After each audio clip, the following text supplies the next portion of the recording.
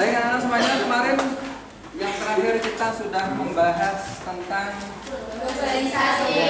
globalisasi dalam bidang budaya kemarin ya. Dalam bidang budaya dan ekonomi. Sekarang kita lanjutkan ke bidang berikutnya, yaitu bidang iptek dan transportasi. Tidak masuk semuanya karena sakit. Ingat tentang perubahan sosial budaya dengan globalisasi, bahwa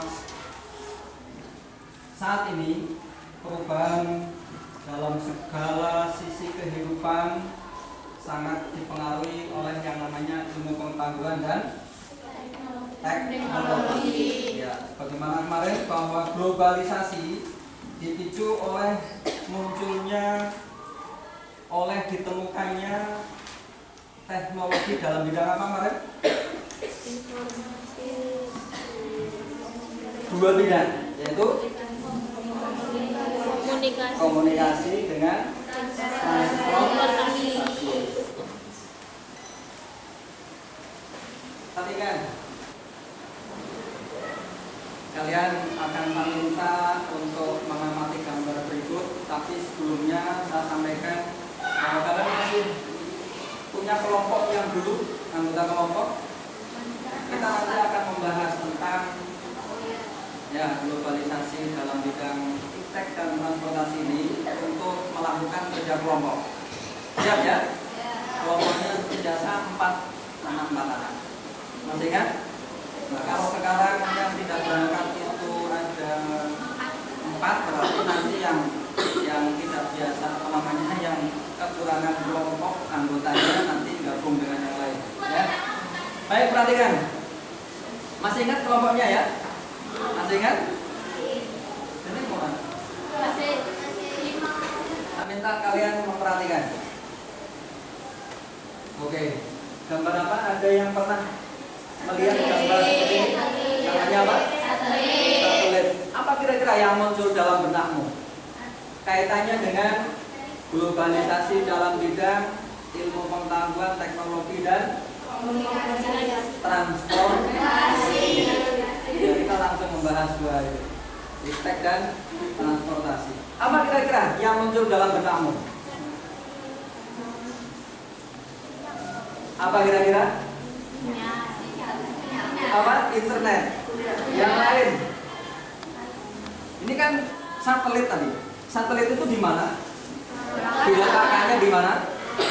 Di luar angkasa. Ini adalah buatan manusia, teknologi canggih saat ini. Ternyata bisa menempatkan yang namanya satelit di luar angkasa. Lalu pertanyaan yang kira-kira muncul dari benak kamu, apa kira-kira yang kalian amati dari gambar ini? Bisa kan? Kalian rembukan bareng, kalian diskusikan dengan teman kelompokmu tadi. Apa kira-kira pertanyaan kamu yang muncul? Nanti kalau sudah, saya minta kalian ke depan untuk menuliskan apa pertanyaan yang muncul kalian setelah mengamati gambar ini.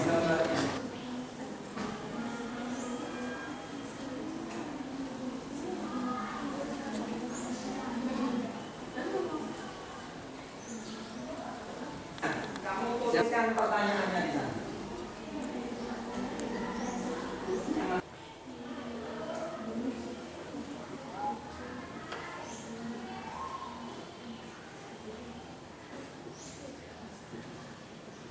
Nanti kalau satu kelompok ada satu atau ada yang 2, nanti pertanyaannya banyak muncul, nanti kita membahasnya bisa lebih luas lagi.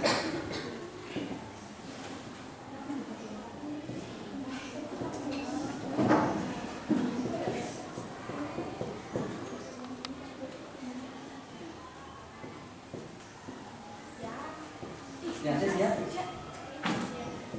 Siap apa mau kemana? Oh, mau nulis ya. Ganti-gantian urutan. Ya.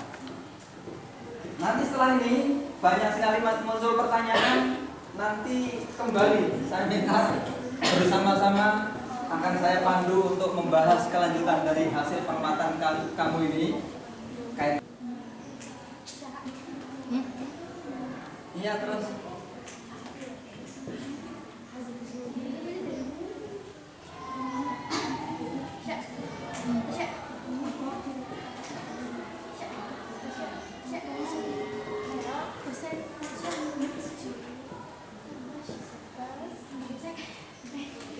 Kenapa?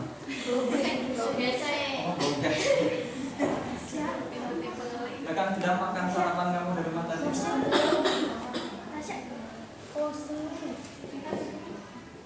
Semuanya berapa kelompok tadi? 1, 2, 3, 4, 5, 6 ya, 6 kelompok.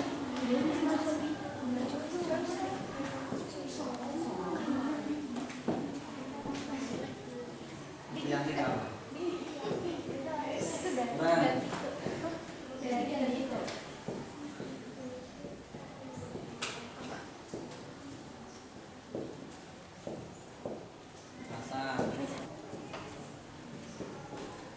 Itu diganti tadi informasi ke seluruh dunia ya. Oke.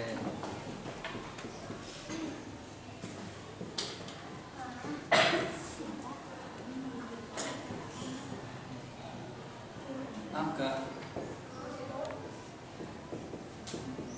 jangan terlalu rendah. 1, 2, 3, 4, 5. Masih ada satu kelompok terakhir yang mana tadi? Kelompok Yanti. Hah? Sudah ditulis. Tidak muncul pertanyaan yang lain? Baik anak-anak semuanya, kita akan membahas lebih jauh tentang yang namanya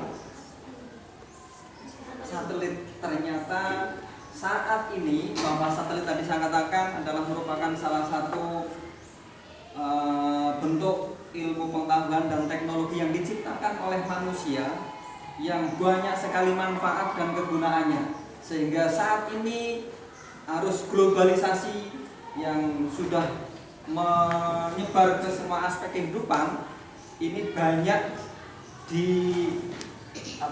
ditopang atau banyak memanfaatkan yang namanya satelit. Ada internet, kalau kalian sekarang berselayar ada menggunakan media sosial, pakai Facebook atau WA atau Twitter dan sebagainya. Satelitnya yang diluncurkan di luar angkasa sana milik kita adalah namanya satelit Shinkansen atau kereta api cepat yang telah diluncurkan di negara Jepang. Kecepatannya itu bisa sampai berapa? Sekitar 300 km per jam. Bayangkan 1 jam 300 km. 1 jam. Kan cepatnya bukan main ya. Nah manfaatnya ya namanya alat transportasi adalah untuk melakukan pemindahan, baik itu pemindahan benda, barang atau manusia, pindah dari satu tempat ke tempat yang lain. Sekarang saya jelaskan lebih lanjut. Nanti kalian saya minta untuk memecahkan masalah itu bersama-sama. Siap ya? Oke. Yang namanya orang dalam keadaan jaya biasanya lengah. Akhirnya ketika lengah kemudian dimanfaatkan oleh musuh. Akhirnya Islam tumbang. Sekarang ilmunya orang Islam diangkut menuju ke Eropa. Ya kan? Untuk menuju ke Eropa, yang sedang jaya sekarang ini adalah Eropa dengan Amerika. Tapi siapa tahu besok sekarang Islam sedang menggeliat lagi. Ya, kalau orang Mesir pernah mengatakan kalau mau melihat Islam jangan lihat asal muasal negara Islam, tapi lihatlah tersentuh belum tersentuh oleh pengetahuan dan teknologi modern. Mereka sudah punya peradaban, tapi peradabannya masih rendah. Kan pernah saya jelaskan bahwa kalau di situ ada manusia, maka di situ ada budaya, ada peradaban. Kalau ada budaya, pasti di situ juga ada manusia. Berarti manusia dengan budaya tidak bisa dipisahkan. Tinggal budayanya itu modern, tradisional, primitif, pengetahuan dan teknologi itu muncul atau dimunculkan oleh manusia adalah dalam rangka untuk mempermudah segala aktivitas kehidupan manusia. Jadi kepingin aktivitas apa saja itu dipermudah, kan ya? Makan dipermudah. Kalau zaman dulu makan harus mengolah gulai kayu bakar dulu, baru kemudian. Dan kalau sekarang sudah lebih mudah menggunakan kompor. Baik. Nah, dari kemajuan ilmu pengetahuan dan teknologi, sekarang interaksi manusia, interaksi siapa? Hubungan antara manusia dengan manusia yang lain, antara manusia dengan kelompok manusia yang lain, antara satu negara dengan negara yang lain. Sekarang seolah sudah tidak dibatasi oleh ruang dan waktu. Ini yang namanya globalisasi. Selanjutnya akan membahas secara kelompok atas pertanyaan-pertanyaan yang ada ini.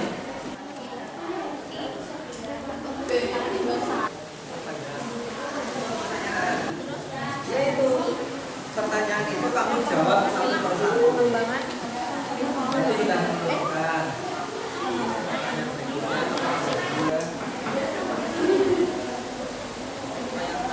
Sampaikan manfaatnya. Manfaatnya untuk apa? Kalau tahu cara coba dulu kalian dengan satelitnya. Ya, tapi yang justru lebih utama yang kita bahas adalah kaitannya bahwa satelit itu adalah bagian dari apa tadi? Bagian dari apa? Globalisasi. Jadi satelit itu banyak dimanfaatkan oleh manusia sehingga terjadi yang namanya globalisasi. Masuk kimia.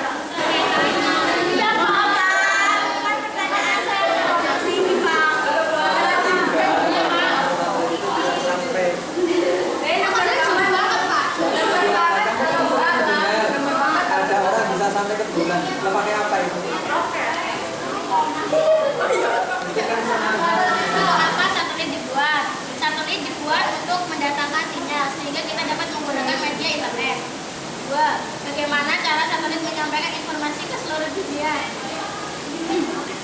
Dengan cara internet. Bagaimana satelit tersebut bisa sampai di luar angkasa dengan cara yang jauh? Dengan menggunakan roket. Siapa orang pertama yang menemukan satelit? Ilmuwan.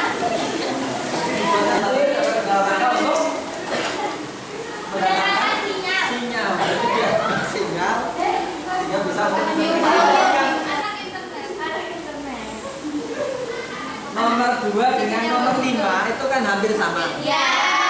Maka jawabannya bisa sama, bisa apa namanya sama saja, tidak masalah. Oke, baik. Mungkin Dika. Dika. 1. Untuk apa dibuatnya satelit? Untuk mempermudah dalam mengakses informasi, transportasi, dan mengembangkan ilmu pengetahuan yang lebih modern dan maju. 2. Bagaimana cara satelit menyampaikan informasi ke seluruh dunia? Dengan menggunakan alat yang sangat canggih dan modern dan disalurkan dengan radar. 3. Bagaimana satelit tersebut bisa sampai di luar angkasa dengan jarak yang cukup jauh? Dengan cara diorbitkan, dibawa menggunakan roket, dan kemudian dilepaskan. Siapakah orang pertama yang menemukan satelit? Profesor Nakula Jimmy Manuel.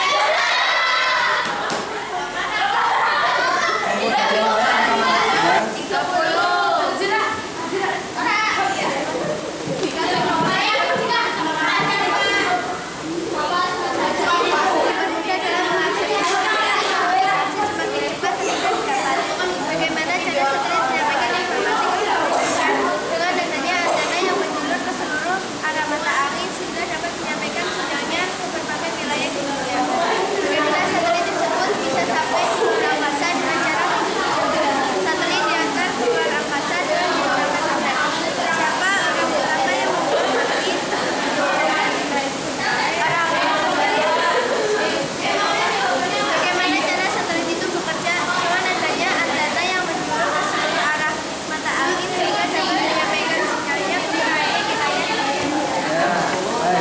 Silakan.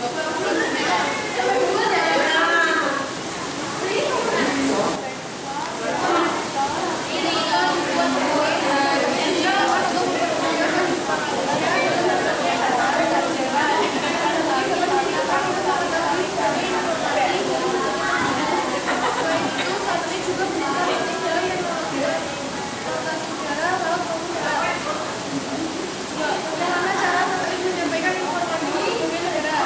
Satelit menyampaikan informasi dengan cara menambahkan sinyal yang berupa informasi itu suatu belasan bumi dan menyebarkan kembali informasi tersebut ke dunia dunia dengan cara menghubungkannya ke internet sehingga dapat diakses oleh semua orang. 3. Cara satelit sampai di ruang angkasa. Satelit sampai ke ruang angkasa dengan bantuan teknologi yang cukup canggih, yaitu sebuah roket yang menuju ke ruang angkasa dengan menempatkan satelit di tempat yang ditentukan sehingga dapat beroperasi seperti seharusnya. Pencipta satelit ilmuwan yang meneliti analisa cara satelit bekerja. Sama berapa saja? 3.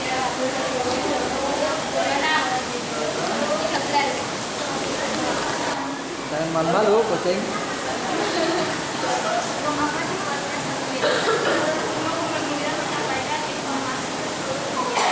Bagaimana cara satelit menyampaikan informasi tersebut? Satelit mengirimkan sinyal ke tower dan memberikan informasi ke dunia. Bagaimana satelit tersebut bisa sampai di ruang angkasa? Ada beberapa terbuat anak di Malaysia.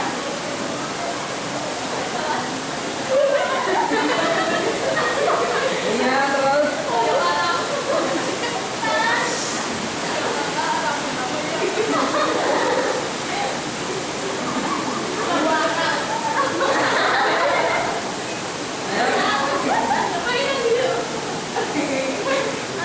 Ulang tadi yang mana yang belum?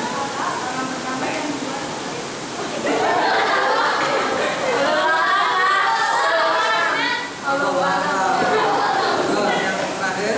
Bagaimana cara satelit bekerja? Satelit mengirim sinyal ke tower dan memberikan informasi ke dunia. Tower menghasilkan sinyal untuk Udah. Berapa banyak anggotamu?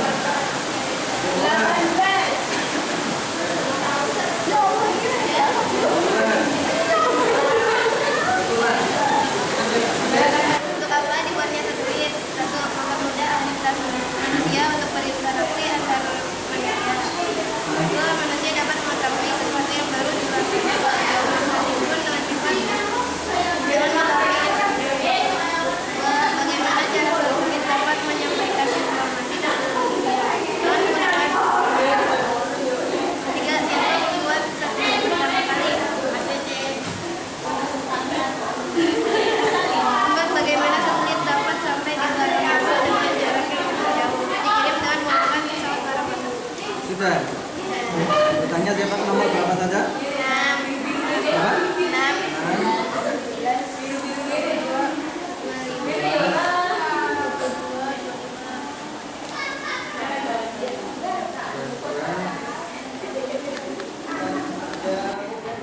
Diskusi walaupun diskusinya agak alot ya. Terutama membahas yang nomor bahas yang nomor 4 ini memang agak sulit. Ya kan? Baik, sebagaimana tadi di awal saya katakan, kalian membahas ini adalah sebenarnya dalam rangka untuk pengembangan dari pembahasan tentang globalisasi dalam bidang apa tadi? Ilmu pengetahuan dan teknologi. Ya. Nah, salah satu yang dikembangkan dalam bidang iptek itu adalah yang namanya satelit yang kemudian ditempatkan di luar angkasa. Paham ya? Cara menempatkannya itu ke sana bagaimana? Ya, dengan cara diluncurkan memanfaatkan tenaga roket. Jadi roket menggunakan roket luar angkasa. Roket itu apa?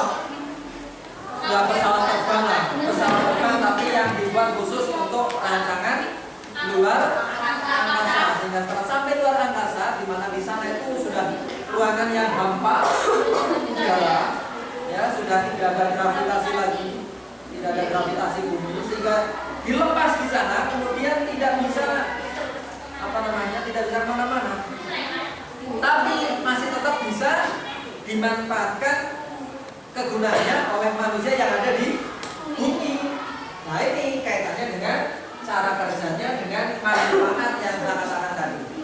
Ya, nah cara kerjanya bagaimana? Cara kerjanya satelit itu kan diperintah dulu. Cara perintahnya dari mana? Cara perintahnya dari mana?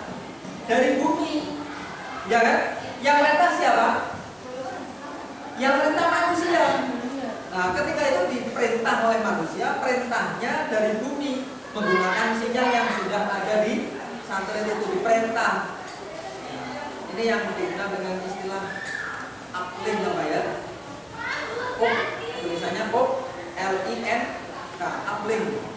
Setelah itu kemudian di luar angkasa sana satelitnya paham dengan perintahnya, wis ngerti perintahnya.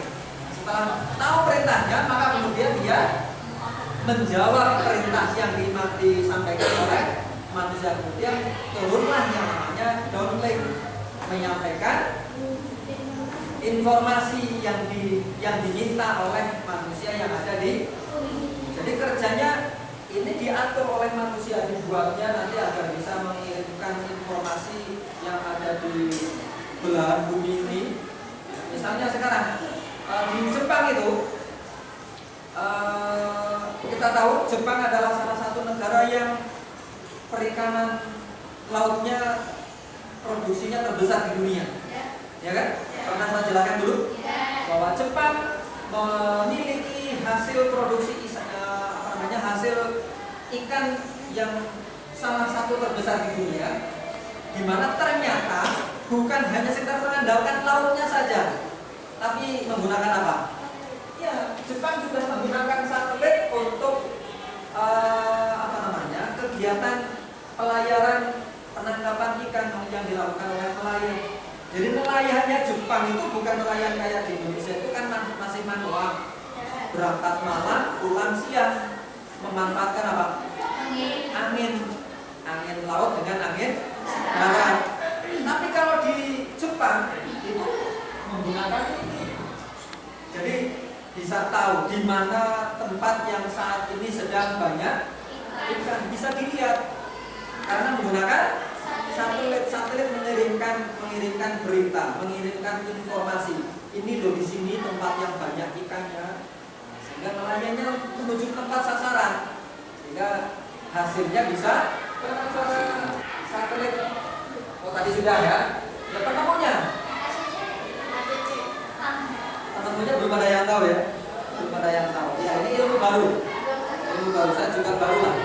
Yang menemukan itu tulisannya